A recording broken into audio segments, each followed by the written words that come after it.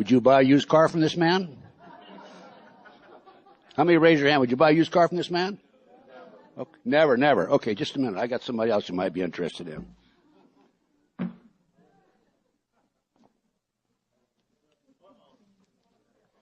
about this guy? I got an FBI hat, but I think everybody knows I'm FBI, and I don't want you to say you're going to buy a used car from me, okay?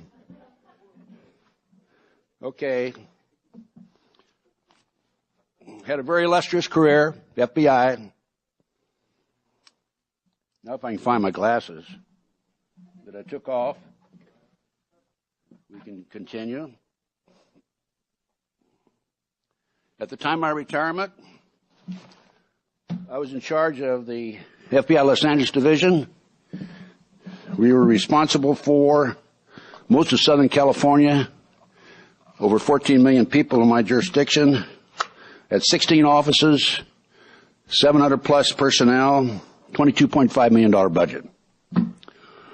So, and in 1977, I was honored as the Outstanding Law Enforcement Officer of America by the AFL-CIO Metal Trades Council. This presents a problem for the boys. I call them the junior high boys, the shadow government, because I do have credibility. I'm not some guy pushing a grocery basket looking for a recycling center, okay? But during my career, I had a number, well, it was unbelievable. I mean, I'd get up in the morning and be shaving and say, I can't believe they're paying me to go to work. That's the kind of a job it was. And it had a couple of interesting cases which I might pass on to you. One was July 12, 1972, Philadelphia International Airport. I negotiated with two terrorists who had taken over Flight 496, National Airlines flight from Miami to Philadelphia. They had 113 passengers and 7 crew members on there. And they had the plane at the end of the runway. And they threatened to blow up the plane, shoot some passengers and all that sort of thing. So I was in charge at that time of the Philadelphia office, and I had the opportunity to negotiate with them. I took the opportunity. Somebody had to negotiate with them. I just negotiated with them for 2.5 hours, finally with the successful release of the 113 passengers. Let them have a second plane. The first one was out of gas, and they flew on down to Texas and so on and so forth. That was one of the exciting cases I handled. Another case where in the Memphis, Tennessee parking lot at the airport, we had a little gun battle. They had 3 hostages. We couldn't shoot back. And anyway, we successfully took them in and controlled them. 2 of them were tried and sentenced. The other fellow committed suicide rather than give up. I had another bank robbery in Philadelphia where the fellow was cornered. He waited too long to get out of the bank, and went up the second floor and blew himself apart. Then I had another case where this fellow went into the bank, and he held up the bank. He was in line.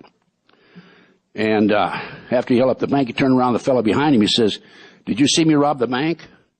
And the guy says, "Yeah." Blows him away. And there's a guy behind him. He said, "Did you see me rob the bank?" "No, I didn't see it, but my wife did."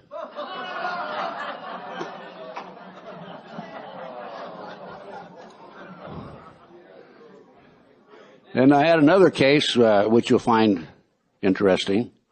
This big 6'5", 255-pound fellow walks into the supermarket, walks over to the produce department, and there's a kid over there polishing apples. He said, "Kid, I want a half head of lettuce." And the kid, without even looking up, he says, "We don't sell a half head of lettuce."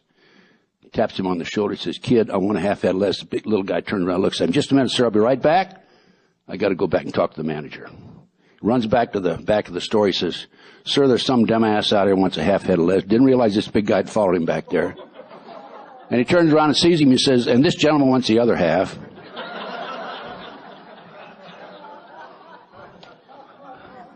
So the manager, the fellow, they sell him a half head of lettuce, and the manager walks up to the kid later in the day. He says, "You got a great future here, kid. I like the way you handle yourself. You think on your feet. The future's yours. I mean, I'm going to promote you right away." He says, "Where are you from? I want to know more about you." He says, "I'm from Massillon, Ohio. Nothing but football players and prostitutes come from Massillon." And the manager says, "My wife's from Massillon." The kid says, "Oh, what position does she play?"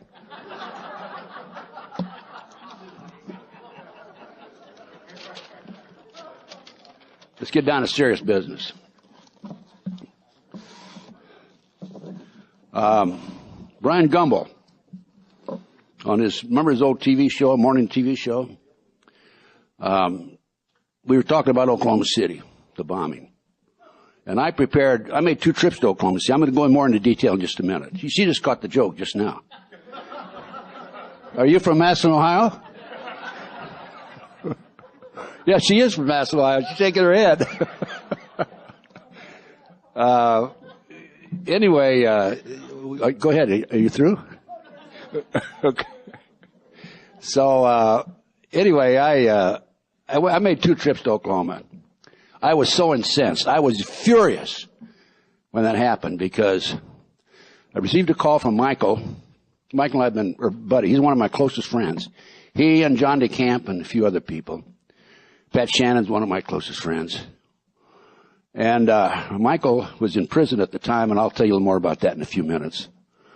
He said, Ted, that's my bomb. Not that he made that bomb, but Michael and his dad, Marshall, who was also CIA, had the Hercules Manufacturing Company in Silicon Valley, California. And Michael is the brains behind this bomb. He's brilliant, as I said a few moments ago when Pat was talking. And he says, Ted, that's my bomb. He says, it was developed by Hercules, my dad's company and his company, and manufactured by Dyno Nobel out of Salt Lake City. So I said, now Michael's in prison, but I communicate with him. He can call me. My telephone number's on his list for telephone calls. And so I was so incensed over that because I knew that Michael worked for the agency, and I knew instinctively that had to be a government operation. I made 2 trips to Oklahoma myself, personally out of my pocket, and I investigated it. And I'm going to go more into detail later on in my lecture. And I prepared a 210-page report on Oklahoma City. And I've passed it out to everybody and his brother who will look at it. I'm talking about in the official capacity, FBI and the rest of them. Everybody's ignored me. So anyway, the Oklahoma City was obviously an inside job. But the reason I mentioned Oklahoma City at first is because I gave a copy of my report to Jim Nichols, Terry Nichols' brother. Terry and McVeigh are co-conspirators and defendants in the Oklahoma City bombing. And Jim was interviewed by Brian Gumbel on his TV show this particular morning. And Jim says, have you read Ted Gunderson's Oklahoma City report? Which is very damaging to the government, by the way. And it is, I say it's available to you. And Gumbel says, no, he's a conspiracy theorist. But I want to tell you right now, I'm not a conspiracy theorist. I'm a conspiracy realist. There is a conspiracy. And by the time we finish my lecture, in an hour and 15, 20 minutes, I guarantee, if there's any doubt in your mind, it will not be there afterwards. Going back real quick, I'm going to review a couple of things. Pearl Harbor, I personally talked to the naval officer who received the message December the 4th, 1941, that they were going to bomb Pearl Harbor. We'd broken the Japanese code. He passed the information on to his superiors. After World War II, he received a subpoena from Congress. They wanted him to testify. His senior officer in the Navy said, don't worry about it, don't even answer it. Nothing's going to come of it. JFK, Jack F. Kennedy. Pat's talked about that, and I think Jim talked about it too. I have a video, a DVD, and I highly recommend you folks buy this video. By the way, my videos are so cheap. At one time, I was giving them away for $3.85 each, but it got to the place where I had to charge a little more, but I'm giving them away. If you look at my catalog, and I'll go into that in just a few minutes. But I have this video on Jack Kennedy, and there were 13 shots in Dealey Plaza that day. The parade route at the last minute was changed by a fellow named I.B. Hale. I.B. Hale was an FBI agent. He was a personal friend of J. Edgar Hoover's. And one of his relatives wrote to me and told me about this and pointed out that he'd passed away very suspiciously.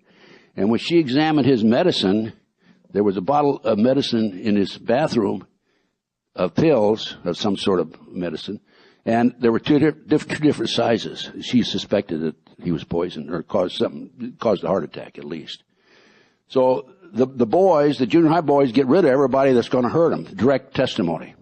Okay? So I urge you folks to get that one. And I have another one, JFK Jr., no question about it. By the way, on Jack Sr., this video puts George Bush in Dealey Plaza at the time of the murders. Okay? And the JFK Jr. puts George Bush, the president we have today, unavailable for 3 days during that period. His own staff didn't know where he was. And JFK Jr.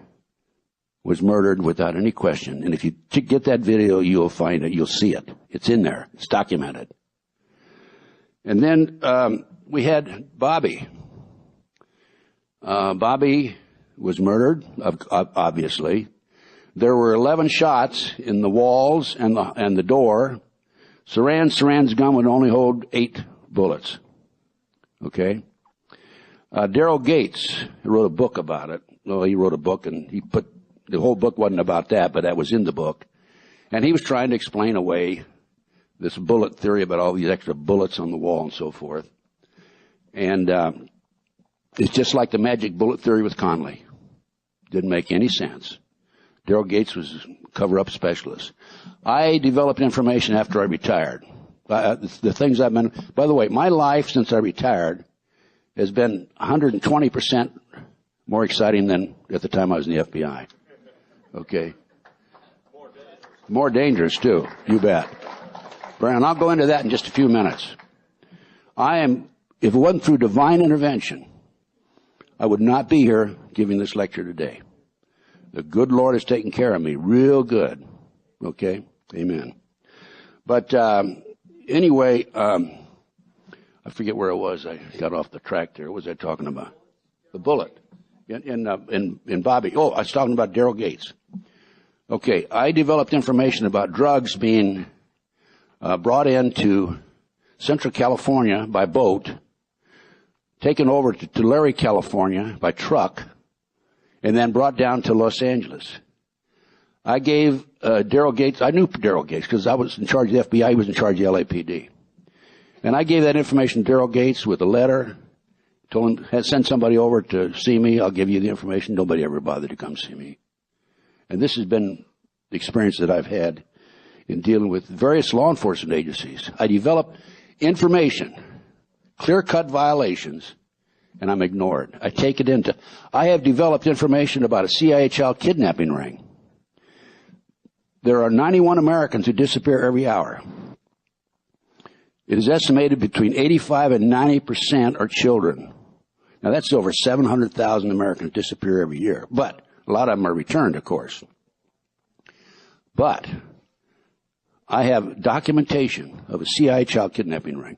They go around in vans. They take runaway kids. They put them in a van. They take them off. And they use them for body parts or for sacrifice or for sex slaves, or and some of them are adopted out around the world. I have an informant. And I asked him, I said, what happens to these kids? He said he's attended 6 auctions where the children anywhere from 2 to 3 up to 21 years of age are placed on a stage with the number on a piece of paper tied around their neck, cord, and the people in the audience bid on that number. The kids sell for up to $50,000 each. Okay? And I said, how many kids were at these auctions? He said the fewest number at one was 6, and the most at another auction was 36. 36 times $50,000. That's a lot of money. I've developed other information. The auctions have taken place, to my knowledge, right now. Toronto, Canada, outside Las Vegas, Nevada, Houston, Texas, a barn outside Lincoln, Nebraska, and a place in Michigan. I have people writing to me continuously, help me, or furnishing me information.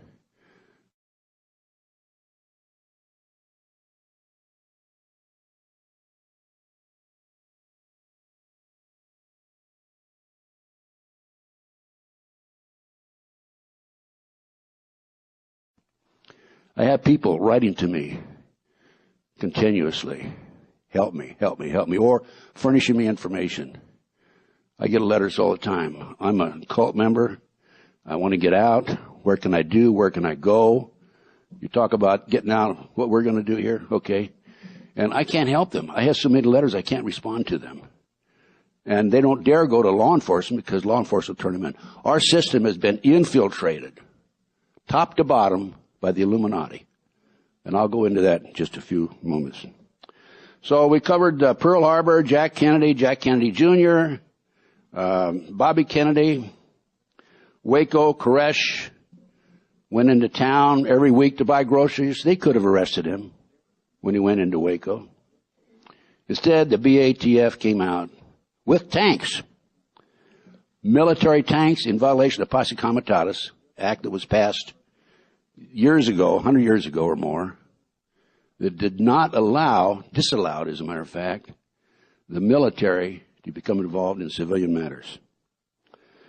Ruby Ridge, Randy and Vicki Weaver. Vicki was murdered by Horiuchi, the FBI sharpshooter of Japanese heritage. They tried to indict him locally for murder, and the FBI, Louis Freeh, stepped in, director of the FBI at the time, and did not allow it to happen. Somebody tried to indict him at the federal level, and it didn't happen. I talked to Randy. I gave him some of my research on one occasion, and he's very distraught. He lost not only his wife, but his child. The World Trade Center car bombing. Now, I'm telling you these things. We're talking about dirty business. We're talking about conspiracies. We're talking about murder. By the way, McVeigh was recruited out of special forces. The government said, he flunked out. He didn't flunk out. He wrote a letter to his sister. And believe it or not, these guys make mistakes in the news every once in a while. And I've got a copy of that newspaper article that appeared in the Dallas Morning News. And in that article, he said in his letter to his sister, who, by the way, has changed her name and moved down to South Carolina, I think, or North Carolina, South Carolina, that he'd been recruited out of special forces to be trained as an assassin and to become involved in the CIA drug operation. So, okay, back to the conspiracy again. I'm going to jump around a little bit, but as I think of things, I'll fill in for it. October 28, 1993. Here's the article, right out of the New York Times. What this article states, this is a former 43-year-old former Egyptian army officer, Iman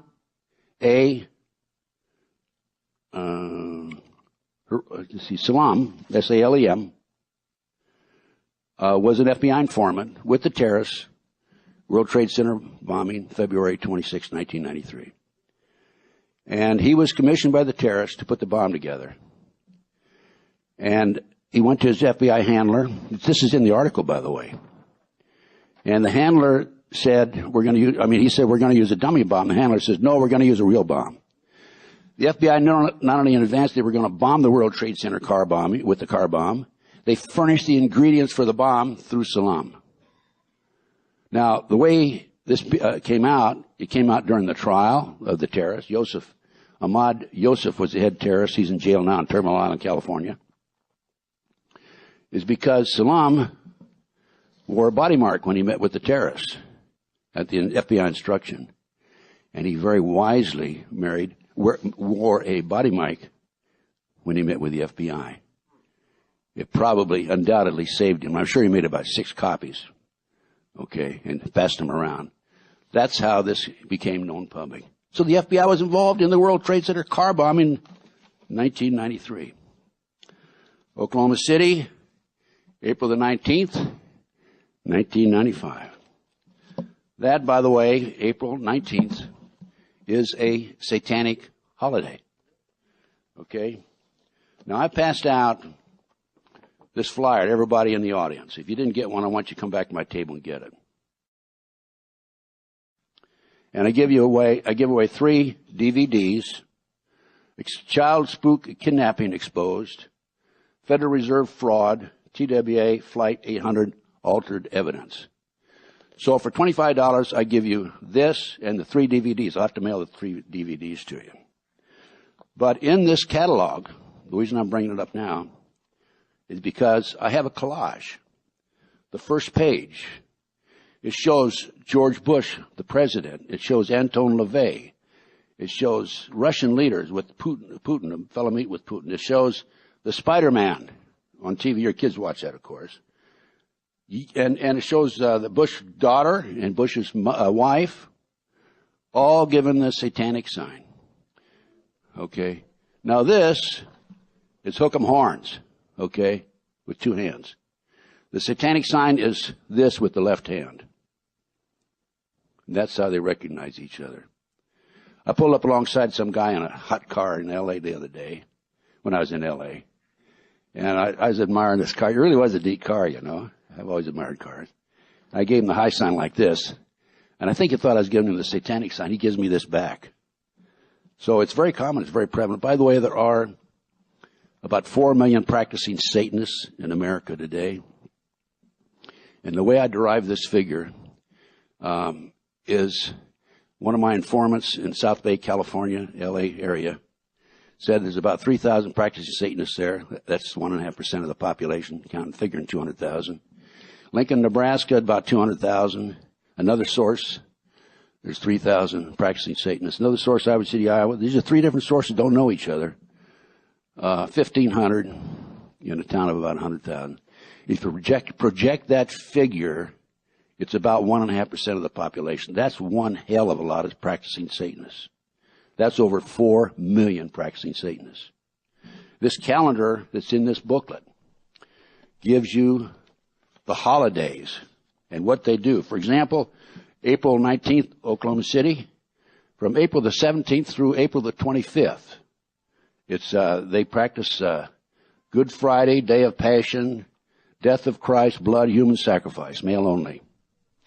And then on the 8th, that's on the 17th. On the 18th, Easter Eve Day, Blood, Human Sacrifice, male or female. That's why there's 50 to 60,000 humans sacrificed in this country every year. I get that from 3 different sources too. And then April 21st, sacrificial preparation. 22nd, abduction holding. 23rd, ceremonial preparation of the individual up to the 25th. And April 26th is the grand climax. Oral, anal, vaginal, a female, 1 to 25, age 1 to 25. April 30th goes on, talks about blood, animal, and or human sacrifice, any age. Okay? These people meet in cellars. I know of cult members who, when they built their home, they built a sub-basement in their home deliberately so they can have their sacrifices. Do you remember the McMartin case in California? Child molestation case back in the 70s and 80s? Actually, in the 80s, I said. Well, the kids, there were 5,500 kids that went through that school over a period from 1966 until this situation was alleged to have occurred, the molestation of kids. The parents would drop the kids off there in the morning, go to work, come back at night, pick them up. And long story short, there were, some of the kids claimed that they were molested during that period. Kids said there were tunnels under the school. And the authorities went out there in 87 to look for the tunnels. Couldn't find any. I had an opportunity to gain, there was a trial, hung jury on Ray Buckey, the accused. And Virginia, the grandmother was acquitted. And they retried Ray Buckey in the second trial. I had an opportunity to take control of the property. And within 34 days, we hired an archaeologist. What happened is the family had given that to Danny Davis, the attorney who represented him in the trial. It was a 2-year trial. And he also got $15 million from the county. And Danny Davis had sold it to a contractor. This was after it was over in 1991. And I heard about it, so I went to the contractor that owned the man that owned the property, and I said, let me get on that property. Hired an archaeologist from UCLA. Within 34 days, we documented that there had been tunnels under the school. The kids said they were taken through the tunnels, up into a trap door, the triplex next door, put in automobiles, and prostituted. 2, 3, 4, 5-year-old children taken out into the community, used as tools. And so we documented that there were tunnels under the school had been filled in. I called the DA in the second trial. The DA refused to do anything about it. They sent an investigator out who wanted to argue with the archaeologist. But anyway, getting back to the Oklahoma City.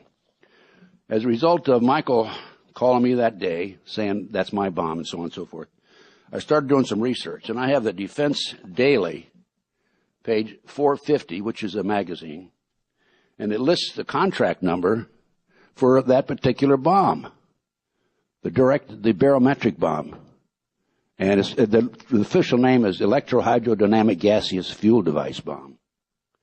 And the contract number is here, DAAA 21-90-C-0045, June 14th, 1990.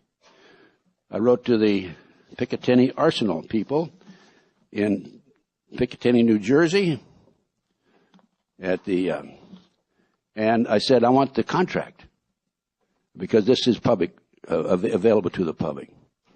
I get a letter back, this response to your Freedom of Information Act, blah, blah. After research and review of your request, please be advised there's no information pertaining to that particular contract. Now, recently, one of the individuals who bought the bought the report, wrote to Picatinny Arsenal a second time, and they said that going back that many years, the records have been destroyed. We can't tell you if there was or wasn't. Yeah. I wrote to Dyna Nobel. They're the ones that actually manufactured it. And I received no reply. I said, here's the contract number. I understand. I knew through Michael that you were the ones that manufactured this particular bomb. They never bothered to respond. I wrote to them on September 21st, 1995. The afternoon of April the 19th, there were 4 TV stations in Oklahoma City, all of which came forward and announced that there have found some unexploded bombs in the Murrah building. Every one of these, I have these clips, by the way. And one of the announcers even said, now we're going to know where these bombs came from. One of them has U.S. Army stenciled on it. Okay, I have those clips. I wrote to the FBI, and I gave them my report. And I highlighted the fact that there were some other bombs in the building that everybody seems to want to overlook. Never received a response. The same as with the kidnapping of the children. I put a report together called The Finders, which is the CIA name for the kidnapping organization out of Washington, D.C. It was exposed in 1987, partly because of the work that I did. And as a result of the work that I did, U.S. News and World Report put out an article on it. And they went out of business. They've relocated, I understand, through my informants, operating out of a church in Wichita, Kansas. So, the editor of Firehouse magazine, I got a copy here. See, I'm like Pat. Pat said he won't take it from one source. You got to get it from at least 3, right? And also, I search for the records. Okay, and Pat does the same thing. And so I know Jim does too. Any good researcher's got to do this. So you can't go off half-cocked and make statements that aren't true, because you'll be embarrassed later on. So in this magazine, Firehouse magazine, the article was written by the editor of the magazine. And he gave a timeline on Oklahoma City. Now, what actually happened, I believe, is General Parton and I were at odds. I kept saying this bomb exists. He said, I was involved in arsenal work in the late 70s, and there's no such bomb, and so on and so forth. What I think actually happened is the barometric bomb went off, and minute later, time later, the conventional bomb went off. And I think that they used the barometric bomb, the first blast, and then another conventional bomb went off milliseconds later. And the other 4 bombs that were taken out of there were to have gone off at the same time, but there was a deflect of some sort. So that's why they took the 4 bombs out of the center Murrah building that didn't explode.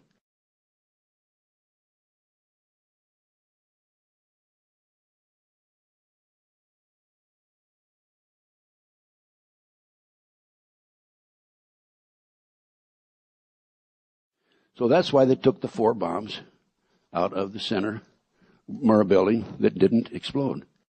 Firehouse Magazine says, so we're looking at 5 explosives. You have the truck bomb, which is not a fertilizer bomb, by the way, of course, barometric bomb. You have another bomb that did go off, which matches the General Parton's theory. And then you had another unexploded bomb that came out of there at 10:22 in the morning, 10:45 in the morning. This is in Firehouse Magazine. And a fourth one came out at 13:51. What's that? 4:51? I'm not a military man, so I don't know what. 1:51? Okay. Now, our illustrious president. By the way, I don't think we've had an honest president since Jack Kennedy. He was a womanizer, but I think he was an honest president. The reason they got rid of him, because he was going back on the gold standard, going to get rid of the Federal Reserve, he was going to revamp the CIA, and there's no question he was shot by and murdered by a combination of CIA and Sam Giancana's mafia bunch out of Chicago. Sam was to testify before Congress. 3 days before he was to testify, he was murdered. That tells you something, doesn't it?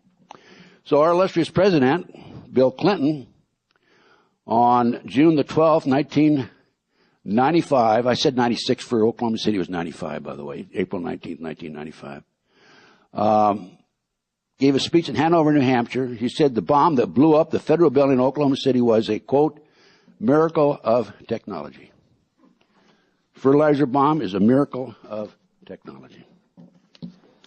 Okay.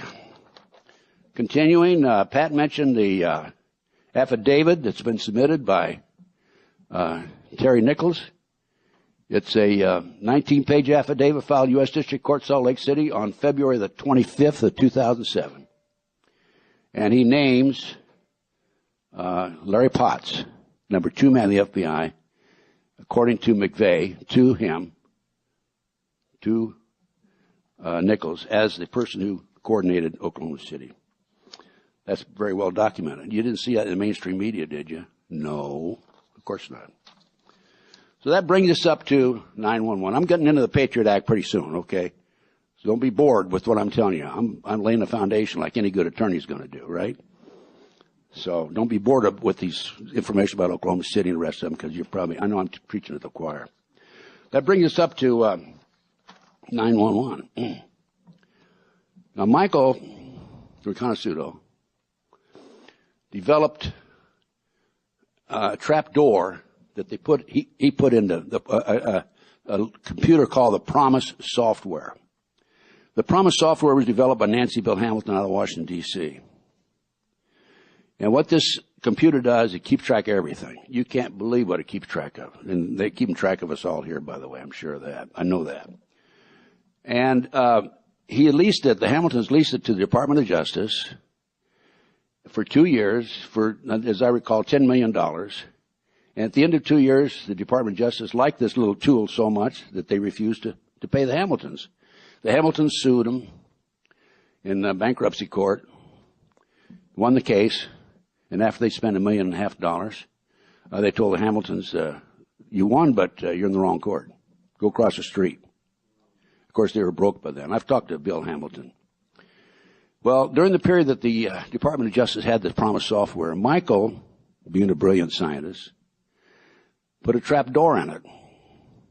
And after the Department of Justice decided to keep it, a fellow named Earl Bryant, past president and owner of United Press International, took the Promise software and sold it around the world. Canadians, French, British, Israelis, and so forth. These other countries didn't know that we had a trap door in there that was developed by Mike Riconosciuto. So they're developing their intelligence information. We're stealing it from them. Rather ingenious idea. And the Brooks Committee, congressman from Texas, I don't know if he's still in office or not. Is he, Pat? I don't know. The Brooks Committee had a hearing on this. I think it was in Chicago. Maybe it was in Washington. I'm not sure. But they called Michael. They said, Michael, we want you to come back and testify about this trap door that you developed. And so Michael said, okay. He gave him an affidavit and so on and so forth. And he received a call, according to Michael, from a fellow named Peter Vietnix with the U.S. Department of Justice. And Vietnix says, don't you go back and testify. You'll be sorry. Michael said, shove off. I'm not paying attention to what you tell me to do or not do. And he testified. Within 3 weeks after testifying, Michael is arrested for drugs, first offense, sentenced to 30 years. I attended the trial. I testified at the trial, even sat at the attorney's table, and did everything I could to prevent this from happening. So Michael's in jail when 911 occurs. But now I'm going to go back to the spring of 1986. And I had a call from a fellow named Bill Sloan, who's head of HUD for the Western United States, who was appointed to this position by President Ronnie Reagan. By the way, if you pick up my book, my catalog, I got an autographed photograph of Ronnie Reagan in there. Also, I have, by the way, Sonny Bono was murdered. I have a DVD. It's available on that. And here's a picture of Ronnie Reagan. I had lunch with him on occasion, and what have you. That and $1.65 will get you a cup of coffee at Starbucks. And so I'm trying to get in and see Michael. And I've been on his official visiting list as an official member of the defense team since 1991.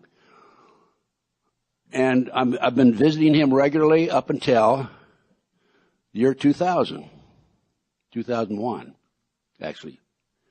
And all of a sudden, I can't get in and see him. The Bureau of Prisons will not let me go in and see him. Well, now, going back again to the spring of '86, Bill Sloan calls me and says, Ted, can you help the Afghan rebels in their fight against the Soviets? I said, well, I don't know if I can or not, but I do know some people, and thinking of Mike Reconnaisuto. I called Michael. He says, well, let's have a meeting. So we had a meeting at the Hilton Hotel at Ventura Boulevard in Sepulveda in Sherman Oaks. And the fellow from the State Department / CIA was there. I called him here a couple of years ago, and he said, I wasn't there. Don't ever use my name. So out of respect for him, I won't. Okay? And Michael was there. I was there. And the fourth person, a rather tall, slender fellow, was there. Tim Osman was his name. He was traveling under a Turkish passport. So the meeting lasted. We discussed. Michael, I'm not a technical man. I'm just an old gumshoe investigator. Okay, I don't know anything about. I have difficulty putting an extension cord in a wall socket. Okay. So Michael and this fellow in the State Department talked. They did all the talking, back forth. Left. I found out later that Michael and this Tim Osman visited 5 of our military bases. And as a result of Michael working with Tim Osman and the State Department representative, Michael was arranged to furnish the surface-to-air missiles that defeated the Soviets, shot down their helicopters. So it did help the Afghan rebels defeat the Soviets.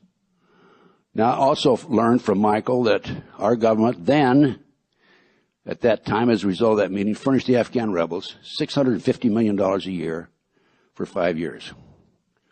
I rather imagine that's money that they're probably using against us right today. Our own money. But I point this out because as a result of the meeting with Osama bin Laden and Michael's other contacts, he's been around the world a few times, he developed sources inside the Arab world. And Michael had advanced knowledge about 911. Now, remember I just told you a few minutes ago I couldn't get in and see him in prison, right? No, I couldn't get in and see him. And I couldn't figure it out because I've been seeing him regularly. I visited him in South Carolina with Pat. I visited him in Massachusetts, at Devon. Visited him at White Deer in Pennsylvania. But I couldn't get in to see him. And I was back in Philadelphia for holidays because I was number 2 man in the FBI Philadelphia office. I'm back there visiting my kids. I have 3 boys there. By the way, one of them, there's been an attempt on one of my boys' lives, Ted Jr. But anyway, it was just a hop, skip, and a jump up the road to see Michael. Can't get in, couldn't get in. I finally got in to see Michael, January the 3rd, 4th, and 5th. And then I realized why the Bureau of Prisons would not allow me to see Michael for about a year and a half. Michael couldn't communicate with me on the telephone because anybody that calls out on the prison system is recorded. So then, at that time when I'd finally dated to see Michael, he said that on March the 20th, 2001, FBI agent Keith Kutry from the Williamsport, Pennsylvania resident agency, Mike was at White Deer, Pennsylvania, which is right down the road from Williamsport, came in to see him as a result of his attorney in Chicago, Lou Buffardi, writing to Colin Powell. Michael couldn't get the Bureau of Prisons to cooperate to get the FBI in or anybody in to talk about what he had, the information he had about terrorist activity forthcoming in the United States. Couldn't get anybody in the Bureau of Prisons. Couldn't get anybody in the system. Tried to contact the FBI. Everybody ignored him. But his attorney in Chicago wrote to Colin Powell. Powell apparently contacted the FBI and said, go see him. I don't think there's any question about it. Michael never would have talked to the FBI if it had been that letter to Colin Powell. So Keith Kutry comes in to Michael, and at that time, March 20th, 2001, 6 months prior to 9/11, Michael tells him who was coordinating forthcoming terrorist attacks in the United States, an electrical engineer out of Patterson, New Jersey, by the way, who has since gone back to Egypt, who had furnished information on the movement of Soviet-made shoulder-fired missiles in the United States. And we had 37 of these shoulder-fired missiles that came in through Canada. There was a 30-hour window when the FBI could have grabbed them after Keith Kutry interviewed Michael. They didn't. These shoulder-fired missiles have now been dispersed, brought in by 4 private airplanes, and they're scattered someplace in our country in hiding. Michael furnished him information about who was coordinating forthcoming skyjackings, who was coordinating bombings and espionage, and that he had informants who knew the identity of sleepers in the United States and overseas. You know what a sleeper is, folks? Anybody who doesn't know what a sleeper is? Okay, well, sleepers is somebody, they train you to be an espionage agent or a terrorist, and they say, go home and relax, we'll call on you when we're ready. And then they give you a call or you meet with them, and they say, okay, go out and blow this guy away or whatever the situation might be.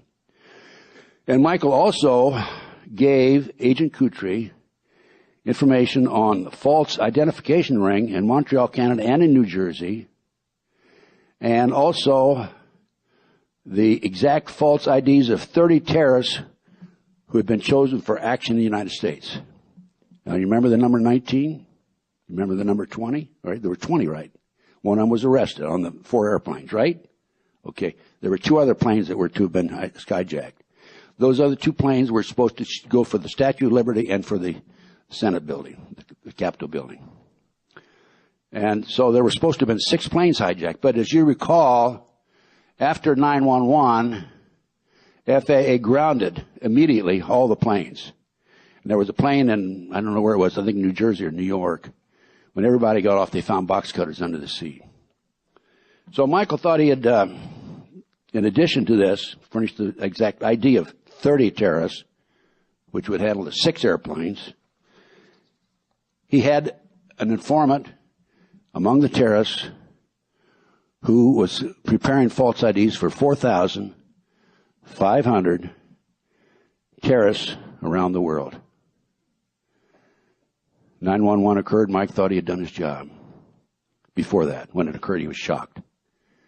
2 days later, FBI agent Keith Kutry, an attorney in Harrisburg, Pennsylvania, interviewed this particular individual, Mike's informant that he furnished to them, threatened him with prosecution, and deported him and his family. Michael tells me he learned since then that the whole family's been executed.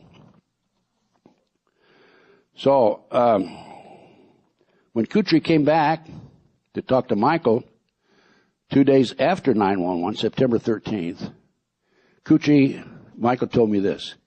He was so excited and so upset, he was spitting at him and talking to him. He was so incensed over it. Kutry wanted to know why Michael was bothering the FBI and wasting its time.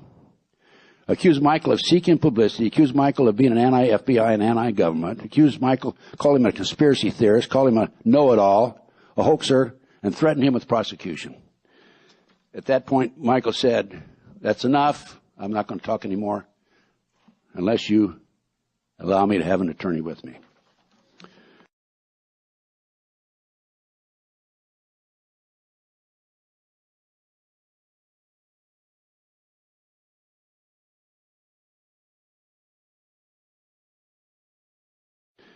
At that point, Michael said, "That's enough. I'm not going to talk anymore unless you allow me to have an attorney with me." So there you have 911. Now you're saying to me, all right, Ted, anybody can say that Michael had this information. I have in front of me right here certified stamp from Michael Riconosciuto to Don Bailey, former congressman, U.S. congressman, no longer in office, Harrisburg, Pennsylvania.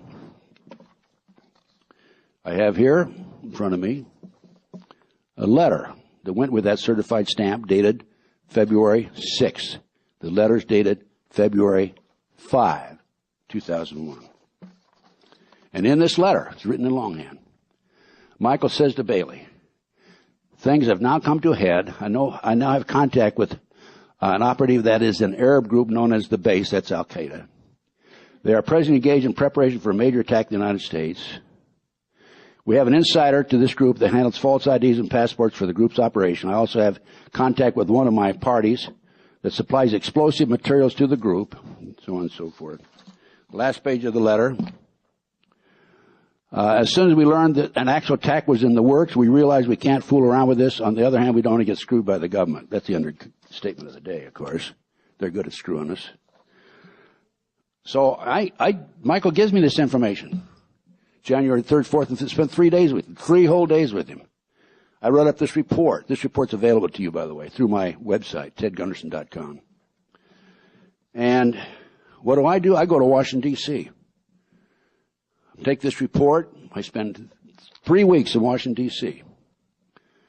That was not an inexpensive trip, by the way. You ever stay in Washington for 3 weeks, you're in trouble if you don't have a few bucks.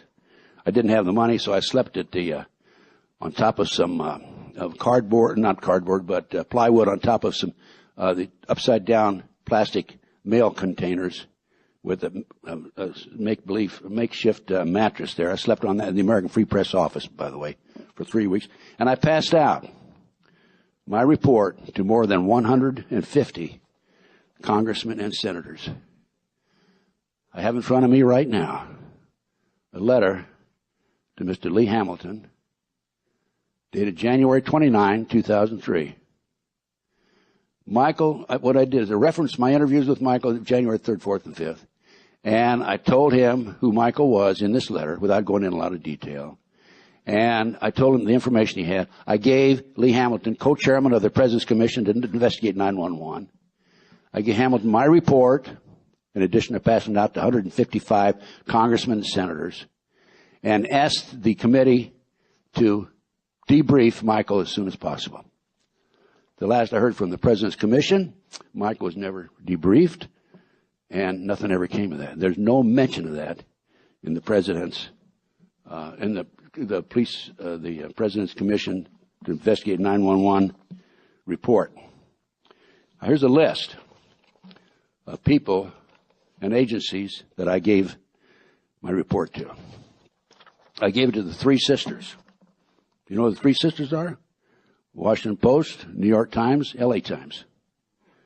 And of course, nothing ever came of that. You remember this girl, this FBI attorney in Minneapolis, who came forward with a memo, and they chastised her, and she was demoted, and I don't know what all happened to her. Told her to keep her mouth shut. Appeared in Time magazine. Well, I looked up the Associated Press reporter who took that information and reported it. And I called him on the phone, specifically. And I told him I had this information. I sent him a copy of my report. 2 weeks later, I called him. I said, "You going to report it or not?" He said, "No, not." I said, "Why not?"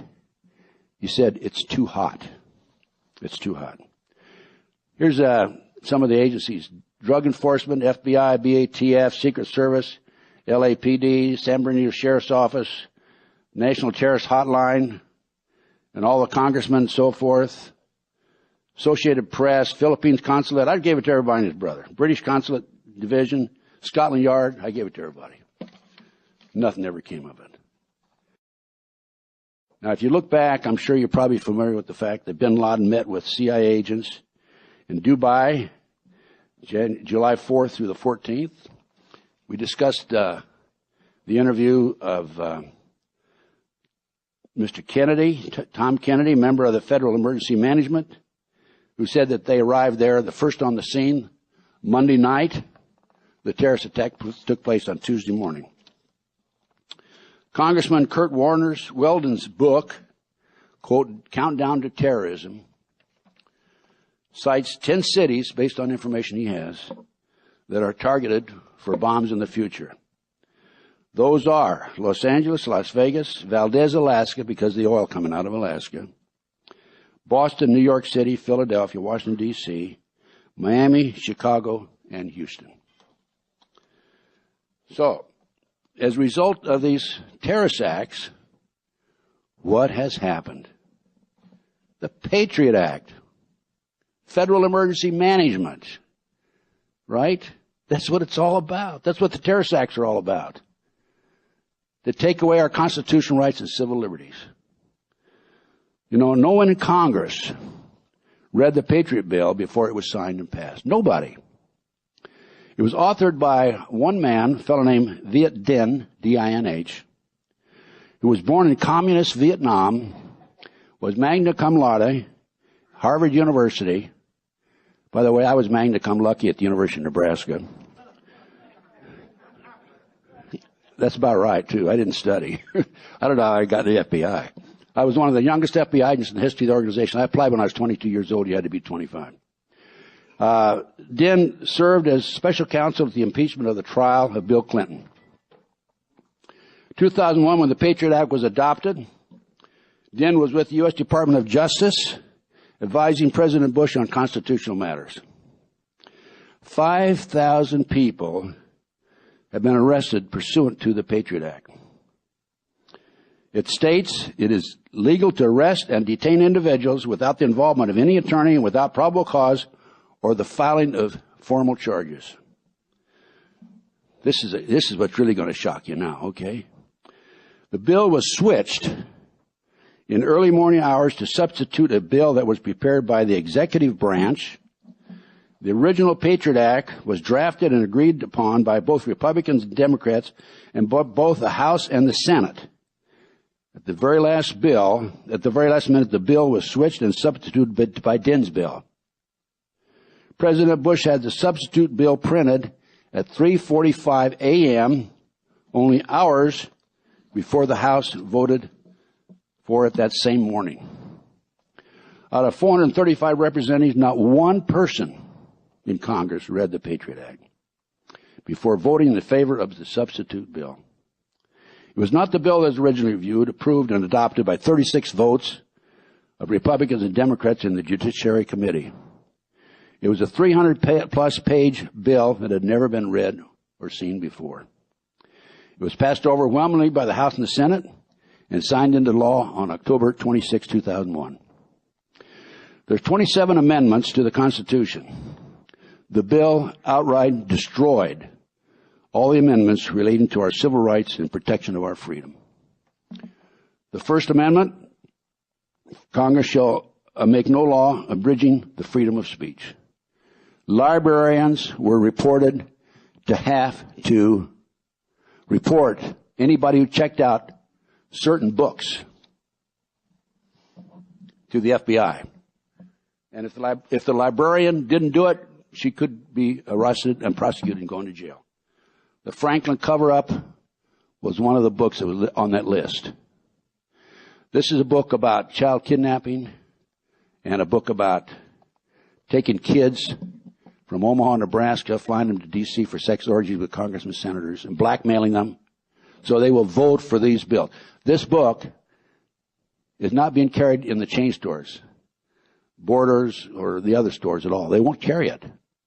John DeCamp has sold 180,000 copies of this. It's in demand. John had to publish it himself to get it out. So this is one of the books that was on that list. I had a letter from an individual in Oregon who gave me that information. Checked out this book and noticed that the library made a special note of it. Made some inquiries on it. They denied it, but it's very obvious that's the case. And I mentioned the First Amendment. This requires the librarian to turn over not only records about books, but also about Internet records. And as I said, there's a penalty of prison for the librarian who does not comply with this act. Fourth Amendment of the Constitution. People to be secure in their homes, houses, and papers effects. The act allows the illegal search of your home and property while no one is at home without your knowledge or consent. Without a search warrant or probable cause, law enforcement officers can secretly enter your home for the purpose of collecting computer files and reading lists, video, magazine collections, and any other information about that person. Of course, this puts you out of business. If you're in business, so they grab your computer, and then you don't have any money to defend yourself. I have to tell you this. My home, every place I've lived since I became involved in these issues, which was 1980. I first became involved in the movement in 1980. Every one of my homes has been invaded by these people. My home is like Grand Central Station to these people. Okay? Not only that, and I'm serious. I mean, I've had them come in when I'm not there. I've had them come in when I'm sleeping there. I went to bed one night at midnight in Las Vegas, had a condominium there. My bathrobe was at the foot of the bed. I had got up at 3 o'clock to go to the bathroom. And the bathroom had been laid out next to the bed like a rug, like in ceremonial fashion. Yeah, they come in. I finally was able to put a stop to it. I put special bolts on the doors and put a bar in the sliding glass door and all that sort of thing. And they didn't come in anymore. But it took me a while to figure this out. Not only that, not only have they been invading my home for years, we call them surreptitious entries. I've had about 18 to 20 people planted on me. One person after another after another. These people come to me, ask for help. I take them in, try to help them. I took one fellow in for a year. I took another fellow in for 7 months, thinking he's in the Patriot movement. Had no place to go. Stu Webb came to me. I need a place to stay for 4 days. Stayed 7 months. When he left, he stole a bunch of my research. I had 35 copies of Thanks for the Memories. And then next thing I know, I find out he's an FBI informant. And he's putting out disinformation on me. That's one of the techniques they've used to discredit me. And, for example, he says I was kicked out of the FBI for practicing satanic ceremonies in the federal building. And, that I've been married 5 times. I've only had one marriage. I've gone close a couple of times, but it didn't work out, fortunately. Okay. I'm not marriage material. Okay. No one shall be punished without being duly convicted. And on July 21, 2005, both the House and the Senate voted to extend the Patriot Act. Now, you'd think by then they would have wised up, realized they hadn't read it in the first place, and they would have done something besides voting to extend it. It broadened its scope and made it most of the acts permanent. So it took 262 Republicans, 77 Democrats to outright kill the Bill of Rights. Now, are you familiar with executive orders? Anybody who's not familiar, raise your hand. Well, okay, executive orders were designed years and years ago for instructions to departmental heads within the government. The presidents have taken advantage of it and signed executive orders against us, those of us who are walking the streets. There are a number of executive orders in place today. So with the combination of the Patriot Act and these executive orders, we are now living in a fascist government. This is Nazi Germany reborn. Executive Order 11990, take over all forms of transportation, control highways and seaways. Another executive order. Seize all communications, media, telecommunications, internet, radio, and television. Another executive order. Take over all electric power, gas, petroleum, fuels, and minerals. Another one. Seize all means of transportation, including personal cars. I wonder if they're going to keep up the payments on it. I don't know. Take over all local resources and farms. Executive Order 11000. Mobilize civilians into work brigades under government control. Executive Order 11001. Take over all health, education, welfare. Postmaster General, another executive order. Or operate national registration of person. They're going to register all of us. They're talking about ID now.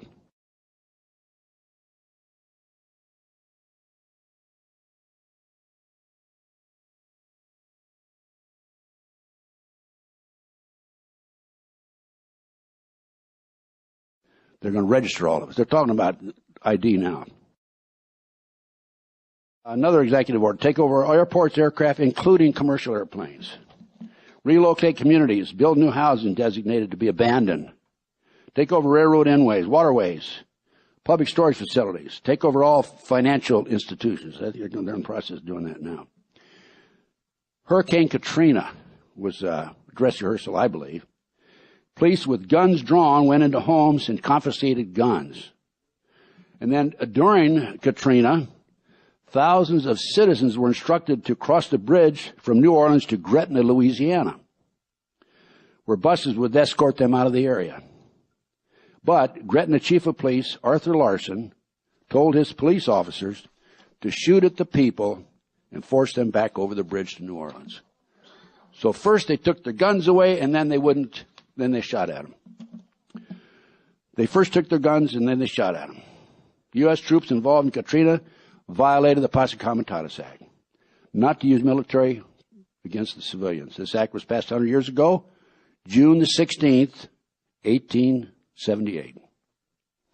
Bush passed the John Warner National Defense Authorization Act on October 17, 2006.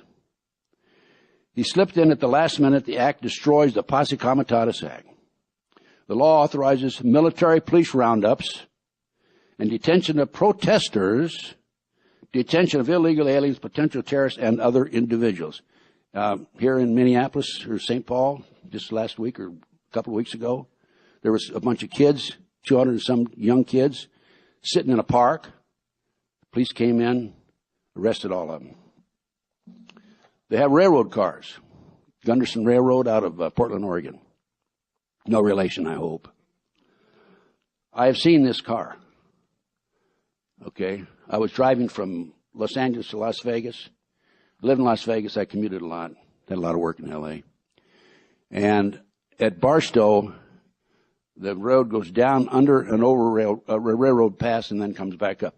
As I started down, I saw my lights hit about 9:30 at night, this railroad car that was moving very slowly across the track. I'd seen pictures of it on the internet. I've talked to people who have seen the inside of these railroad cars. They're long aluminum benches on both sides, 3-tier. There's shackles at the ankle level all the way across. Recently, Congress had a closed-door session. I'll go into more detail on that in just a few minutes. But as a result of information leaked out of that session, there's an former LAPD police officer who has a contact in Washington. He said that that Congress was advised there are 1,000 detention camps in the United States. There are 500,000 caskets in Atlanta, Georgia. Okay. And just about 6 weeks ago, tanks from Camp Pendleton Marine Base in San Diego were out on Interstate 15 maneuvering at the exit and entries of the interstate. My source on that is a Marine, by the way. So we have signed a treaty with the Canadians. They call it the North American Army, where we can call upon the Canadian troops to come into America in the event of civil disorder. Bush signed into law the Military Commission Act 2006 on October 16, 2006. It passed Congress. All is necessary to arrest someone is to declare that person an enemy combatant and then deny that person the right to habeas corpus. This allows the president to secretly lock up and throw away the key. It allows the government to torture citizens with strobe lights, waterboarding, without due process. It protects the president by giving him immunity from prosecution to torture prisoners. 12 senators voted against habeas corpus. Representative Jane Harman, Democrat, California, introduced the Violent Radicalization and Homegrown Terrorist Prevention Act. Don't you love these names they give these acts, huh? Of 2007, which amends the Homeland Security Act of 2002. The act adds provision pertaining to the prevention of homegrown terrorism. It's centered on terrorism by individuals in the United States, targets the civilian population of the U.S., and makes having certain thoughts. If you have a thought, It's a crime. Floating around in your head may be contrary to the administration policy illegal, and the bill defines terrorism as the planned use or threat, use of force or violence by a group of individuals. Theoretically, under the Terrorist Act, Patriot Act, right now, they could come in here and arrest every one of us. Because you're listening to me, you have a thought that is contrary to that of the administration. The question is, who can define the use of a thought crime? Would it change from administration to administration? Would the people of this country be sentenced to death or merely to prison for criticizing the conduct of their leaders in Washington? Yes, they could be. It's a policy that's going to be made by them. The bill will strip every American of the freedom to have a thought. It destroys the freedom of speech, First Amendment. H.R. 1955 sets the stage to outlaw any protest in the United States. It criminalizes the very thought itself of having a protest. It regulates the thoughts of people of the United States. The National Security Agency is the super sleuthing agency in the world. The NSA monitors millions of phone calls, electronic communications, and emails that run all the intercepts, and then run all the intercepts through a powerful computer and analyze the information. I can't begin to tell you how much trouble my associate and I have with our internets.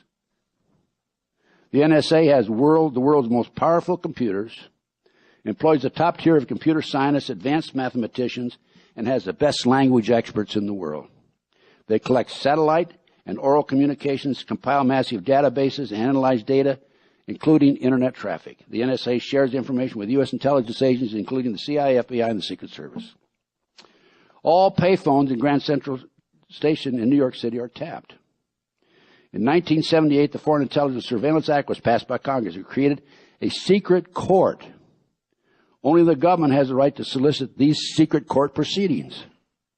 The judge has no discretion to deny the secret request, and the recipient of the court is barred from telling about the court orders. The government can get a secret warrant from a secret court in a secret building, which happens to be the top floor of the Justice Building in Washington, D.C., and then get all of your secrets, and you won't even know it. The government won't tell us how many employees work for NSA, but it's believed to be around 38,000. $43.5 billion per year is spent on intelligence. Major recipients, CIA, NSA, National Reconnaissance Office, which is responsible for satellites. The CIA and the NSA account for $10 billion each. NSA and FBI have teamed up with AT&T and Verizon to spy on U.S. citizens. President Bush has reauthorized a secret program of spying through telephone communication more than 30 times on Americans since 9/11. The New York Times in December 2005 stated that President Bush had authorized secret domestic spying and had bypassed the U.S. Congress in doing so. In the meantime, President Bush claims his secret program protects the rights of all Americans. A former AT&T technician has stated the U.S. government has tapped into the entire Internet system. The technician states the U.S. government is doing a huge domestic dragnet on everybody in the United States. Cell phones. The FBI can listen in, and they are listening, by the way, on your cell phone, even though you have it turned off. Bush administration began spying on Americans 7 months prior to 9/11. The president authorized our intelligence agency to use database on every citizen in the United States 7 months prior to 9/11. Instead of admitting this, Bush claimed in a speech that the counterintelligence activities of the United States strictly targeted Al-Qaeda. Tuesday, March 12, 2001 session was only the fourth time in 176 years that Congress closed its doors to the public. Not only did members discuss new surveillance, but the imminent collapse of the U.S. economy that occurred September 2008, right now. It's happening now. And the imminent collapse of the U.S. federal government finances by February 2009. The possibility of civil war inside the United States as a result of the collapse, and advanced roundup of insurgent U.S. citizens, that's us, likely to move against the government. The detention of those rounded up by Rex 84 camps constructed throughout the United States, the possibility of retaliation against members of Congress for the collapse, the location of safe facilities for Congress, the merger of the United States with Canada for its natural resources and with Mexico for its cheap labor, the issuance of new currency, the Mero, for all three nations as a proposed solution to the coming economic Armageddon. Every president takes an oath of office. I took an oath of office, and I continue to support the Constitution. Okay. But this oath of office is to defend and support the Constitution against all enemies, foreign and domestic. Here, some time ago, President Bush said, "What's the Constitution? It's just a goddamn piece of paper." Okay? Now, as a result of the Patriot Act, I wrote a letter to Attorney General Ashcroft, and it's a long letter. I put it on the Internet. I'm just going to read one paragraph from it. As a result of 9/11, we now have Homeland Security and the USA Patriot Act. The U.S. Department of Justice, Homeland Security, and who knows how many other alphabet agencies will be able to legally keep track of our credit cards, bank transactions, car rental receipts, gun purchases, passport applications, magazine subscriptions, medical prescriptions, academic grades, bank deposits, trips everybody books, events we attend, driver's license, toll bridge records, judicial and divorce records, rental car records, telephone records, interstate traffic, complaints by nosy neighbors to the FBI. It has been publicly announced that 1 in every 10 Americans are expected to become informants for the U.S. government. The Pentagon has developed an urban surveillance system that can track, record, and analyze the movement of every vehicle in a foreign city. In a foreign city. Ha ha. And what about searches of our neighbors and our property without search warrant? And randomly tap our phones and seize our property. How about this? Analyze the movement of every vehicle in a foreign city. I talked to a man in California at one of the conferences who told me that he was installing sensor devices in all the major highways in California, tied into your car. When you go over this particular highway, it keeps a record of where you are. Executive Order 12149 took the country, divided it into 10 divisions, and then Executive Order 11647 under Nixon, this goes back a few years, I designated certain cities as the capital.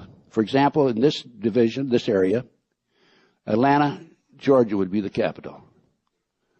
And 10 divisions. So I'm interested because let's see how they're going to handle it, how the bookie's going to handle that with football games. Are they going to say team number 5 from Division 3 is playing team number 6 from Division 8? And how are we going to bet on them? I don't know. Franklin cover-up. I had a call late 1980s. Now I'm telling you why. And Pat already touched on this. The Franklin cover-up out of Omaha, Nebraska. Driving kids to Sioux City, 184 miles, putting them in private jets, flying them to Washington, D.C. for sex orgies. That's how they get them, tell our congressmen how to vote. They frame them. I spent 2.5 months with a fellow named Rusty Nelson, who was the, quote, official photographer of this sex group. He was recruited out of Omaha, Nebraska. He would go down to the gay bars and take pictures of these people. I have nothing against gays, by the way. And then he was recruited out of there, and they asked him if he would like to go to work and so on and so forth. And Rusty was a farm kid from Nebraska. He had never been on a jet. And he saw the bright lights and all that and said, yeah, I'll take a shot at it. Well, they used Rusty as a official photographer to take these pictures of these congressmen and senators. They have meetings, and then certain groups after the meeting, some would go, they were kept overwards, and they went upstairs. And they refer to the little boys as toys. Boys are toys. For some reason or other, these perverts preferred little boys, not little girls. Anyway, beg your pardon, sir? Sounds like the Catholic Church, he says. Okay. This girl lady over here says that's, wait, hey, just relax, no fighting, please. Somebody over here said that's terrible. Well, you know, John DeCamp, who wrote the Franklin cover-up book, was the first person in the United States to sue the Catholic Church for pedophilia, and the judge threw it out of court. Then along came these other cases. Now, Pat mentioned conspiracy of silence. Am I running out of time? Huh? Well, I got about another hour and a half to go. Is that all right?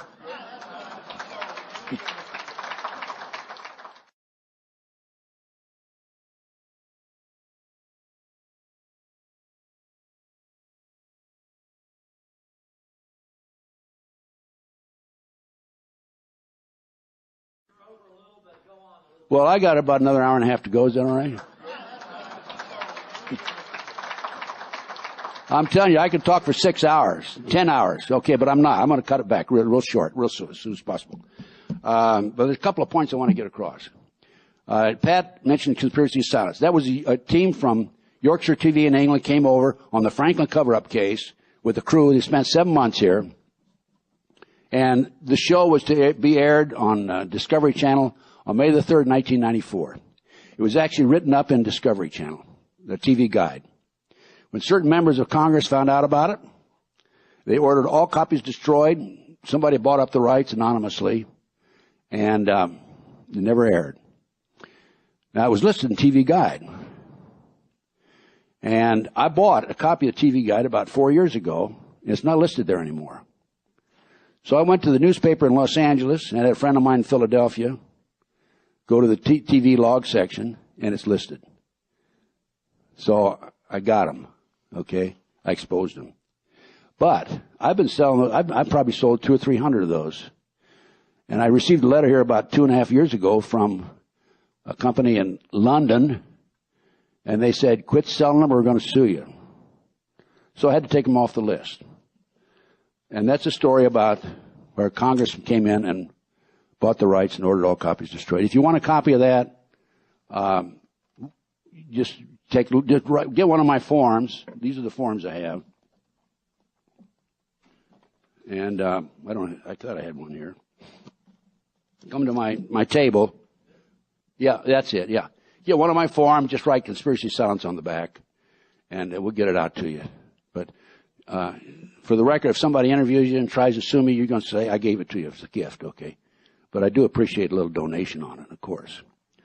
So anyway, that's the story on that. Now, based on my 28 years experience, actually 29, 30 years experience, and research, I've determined there are thousands of victims who have been targeted by an illegal U.S. government rogue criminal enterprise, military intelligence probably, that is military intelligence tied into CIA, FBI, and so forth, that is active 24 hours a day throughout the United States. A network of victims who work with me have reached the same conclusion based on, 1, their personal experiences, 2, the significant numbers of victims, and 3, the extent and intensity of the harassment. It is far too active to be operated and controlled by private enterprise. Private enterprise goals are to achieve financial gain. These operations require extensive financing to operate with no return on the investment. Have you ever heard of a business that wanted to do something and not get a return? No, of course not. These programs are financed through illegal black operations, i.e., drugs, prostitution, gambling, kidnapped children who are auctioned off as sex slaves, used. Okay, I give up. Used as human sacrifices and body parts. I believe this well-organized, sophisticated operation has a central command located somewhere in the United States with multiple satellite offices scattered throughout the country. This is based on my research, 28, 30 years, okay. It appears that those who administer the program can call any location in the United States for surveillance, a telephone tap, or other activity and harassment directed at a victim and immediately disperse manpower to the scene. This well-greased covert operation makes the old FBI COINTELPRO program look like a Sunday school class. I can document that the government, mainly military intelligence, has expertise, finance, and manpower to effectively administer such a program. To understand why and how a black ops criminal enterprise by this rogue element targets an individual is necessary to, 1, identify the individual, 2, outline the reason the victim is targeted, and 3, document and identify the weapons and tactics being directed against him or her. I have done this without any question. Okay, what's my, I told you a few moments ago, my life since I got out of the FBI has been far more exciting than when I was in the FBI. Like about 500% more exciting. Okay. When I first got out of the FBI, the first major case was the Jeffrey McDonald case, triple murder out of Fort Bragg. Long story short, he was tried, convicted, sentenced to 3 consecutive life sentences. Green Beret, doctor, captain. He's still in prison today. I was hired by the defense team after he was convicted. Within 10 months, I had a signed confession from a girl named Alina Stoke, the girl in the floppy hat, if you know the case. There's been a book and 2 books and a movie on it. And Helena told me that he did not commit the murders. They were committed by her satanic cult group. I went public with the information. I was on national TV, radio. In fact, I was on Discovery Channel here a couple of weeks ago on that case. And people came from all parts of the country to me. I was like a sponge, a magnet. And that's where I got hooked. That's where, you seen that old ad about Ford has a better idea? That's when the lights went on for me. Since then, since I went public, I had 3 occasions when gunmen were waiting for me. I had my windows shot out in my apartment twice when I was standing near the window. The FBI has had 4 investigations of me. I found out through the Freedom of Information Act. And it's kind of funny because they won't give me anything of any significance. They just say, well, here's a page from this report. Here's another page from another report. No comprehensive reports. And I have to laugh because at the end of the reports, they say, Gunderson should be considered armed and dangerous. They should have put with knowledge after that. I had, they put a girl on me, a girl named Pam Fawcett, tried to set me up on a drug deal. And she had the run of the Modesto, California office. They'd given her $2,000. She had her own coffee cup. She could come and go. And after 6 months, she called me and wanted to come talk to me in L.A. Came down. I met her in a parking lot, Hughes Market across the Sportsman's Lodge. I said, Pam, why did you come down and tell me this? By the way, I gave her a polygraph. She passed and all that sort of thing. She said, I woke up the other morning, and she'd been dealing with DEA and FBI, by the way. And I realized you're the only honest son of a bitch I've talked to in 6 months. Those were her exact words. And so anyway, last time I talked to Pam, she said she was on a hit list. She didn't know what she was going to do, and so on and so forth. Then after that, they were unsuccessful in doing that. I'm still keeping my fingers crossed, by the way. Then I was the victim of this extensive disinformation program by people like Stu Webb, and I ran for political office in '96. My campaign chairman, I found out later, stole from the campaign. I have the documentation. I have the bank account he used. I have the information, the flyer that he used to steal, to get solicit money into him and not to the campaign. And I gave it to the FBI, election law violation. I'm waiting for them to come see me. This was 96. 1996. Jim Kloberg was his name. He passed away over his computer. He may have known too much. I don't know. And then, most recently, I've been poisoned. I'm sitting in my condominium in Las Vegas. I realize I'm not thinking right. I can't put things together. And I'm suspicious. And I went down, had my blood pressure taken. I was 242 over 119. And I went down. This was a clue, of course. So I went down and had a blood test. I had arsenic and cyanide in me. And they were pumping poison. I could smell the sweet smell. Pumping poison into the condo from the condo next door. I don't know if they bought or rented the condo next door, but I never saw anybody coming or going. But I could smell the sweet smell. I smell it in my car every once in a while. And I had a lecture in Long Island, New York. And I parked my car. I drove back because I took this girl off the streets who was the ex-girlfriend of a leader of an al-Qaeda terrorist cell in Los Angeles. Didn't know what to do with her, and I debriefed her for 4 hours. And by the way, that interview is available on my DVDs. Paul Bonassi's interview is available on my DVDs. Chip Tatum's interview is available. He's a former Black Ops operator for 25 years. And anyway, I took this girl back to Long Island. I had a lecture on Long Island. I took her back. She thought she had some friends to take care of her. And the car was in the parking lot at the Hilton Hotel for like 3 nights and 4 days. And I get in, and I notice this sweet smell. And I checked the car out, and here's 2 needle marks between the door and the door jamb on the passenger side, and a half moon of dried liquid on the headliner. So anyway, that's how I, Dick Tracy, I figured, there's something wrong here. Okay? So anyway, I finally figured out with my blood pressure, they were giving me some kind of a gas that raised my blood pressure, and I tell this publicly because they're probably going to do it to a lot of us. And as a result of raising your blood pressure, you die of a stroke or heart attack. And then they say, oh, poor Ted, he died of a heart attack, or he died of a stroke, right?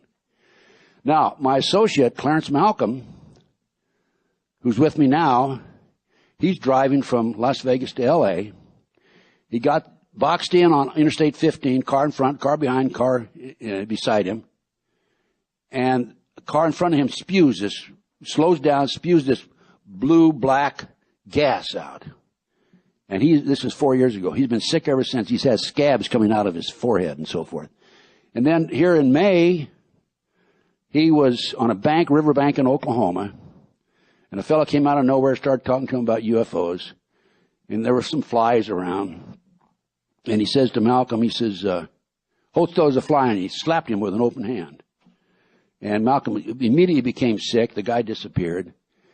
And we tested regular blood tests on him. No problem. Finally, a week ago, we sent it to a toxicology lab.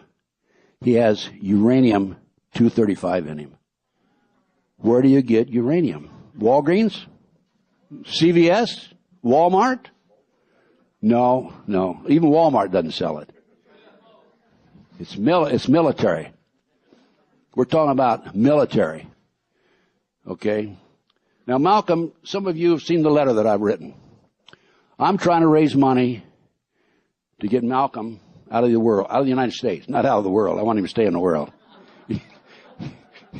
He's invaluable to me.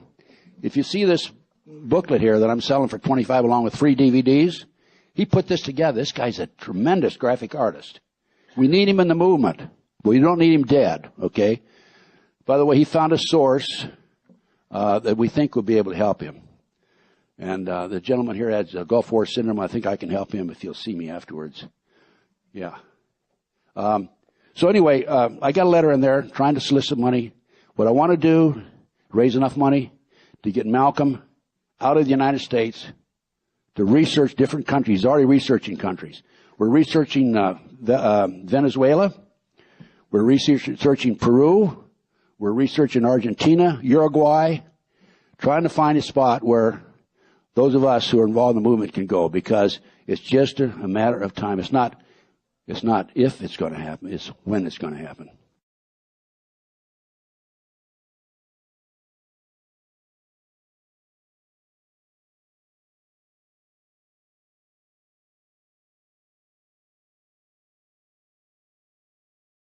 Where those of us who are involved in the movement can go, because it's just a matter of time. It's not if it's going to happen, it's when it's going to happen. Everything points in that direction. The railroad cars, internment camps, the foreign troops on our soil, the passage of the Patriot Act, and so on and so forth. So I urge you folks to buy this, $25, and I'll give you 3 DVDs. And in addition to this book cost me $10, by the way, to produce. You can see it. And then I'll give you a second order blank, and you can order some of these other DVDs. I have over 400 DVDs that are available to you. I probably have the finest collection of DVDs in the country. And if you're so inclined, I would appreciate a donation to help Michael get him out of the country. I want to get him out, get him over there, research it for the rest of us. And then what I think we should do, in answer to your question, Michael, is that your name? What I'd like to do is, if you folks want to donate to this program for Malcolm is his name, what I'll do is I will keep you people informed of our research, and if I get Malcolm overseas, there's enough money to get him overseas, then some of us can follow him. I mean, that's serious. World War II, Germany, Nazi Germany. The Jews that got out of there survived. The Jews that didn't get out didn't make it. I have a DVD on Sonny Bono. Sonny Bono was murdered. Yeah. He was, Bob Fletcher, a producer, had developed information about CIA drug operation. I also have a lot of information on that. And he was in touch with Sonny Bono, had given him that information just before he went on this ski trip. I'm ready to wrap it up now, by the way. And I can take a hint, okay? And he was in touch with Sonny Bono. Sonny Bono said, when I get back from this ski trip, I'm going to issue subpoenas. and he never made it back. They said he ran into a tree, 150 feet off the run, the ski run. He had 5 abrasions on his forehead. The ski cap is missing. The goggles are missing. And he had 4 layers of clothes on his back. There was blood that bled through all 4 layers. Okay? And I don't know if they tested it, but he didn't have any injuries on his back. There's no injuries there. So I have a DVD on that. I have some great DVDs, some great buys in here. And they're cheap. They're not expensive. They're cheap. So anyway, wrap. It's a wrap. Okay? But what I'm telling you is very important. I have, by the way, this is a book, Why Johnny Can't Come Home. Very important. Johnny was kidnapped by this group out of Omaha, the Illuminati, a group known as the Finders. This is the most important. I gave a lecture in Las Vegas here back in about 10 or 15 years, about 12 years ago. And I came off the podium, and this man handed me this book. He says, Mr. Gunderson, this is what it's all about. And I read it, and on page 27, it tells about the 25 goals that were announced by Adam Weishaupt, May the 1st, 1776, on how to take over the world. This is what it's all about. Control the press, corrupt the youth through sex and drugs, elect your own people to office. There's 25 goals that are set forth here. Thank you very much, ladies and gentlemen. Appreciate it.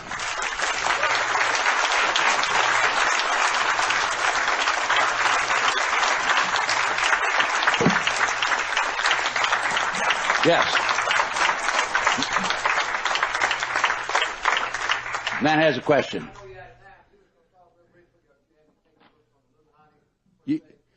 Yeah, that's Illuminati. That's why I brought this up. I didn't have time to go into it because I've only been talking for 3 hours. What? It's called Pawns in the Game. It's available through my catalog. All 3 of these books are available through my catalog. I'm sorry to take up so much of your time, your precious time.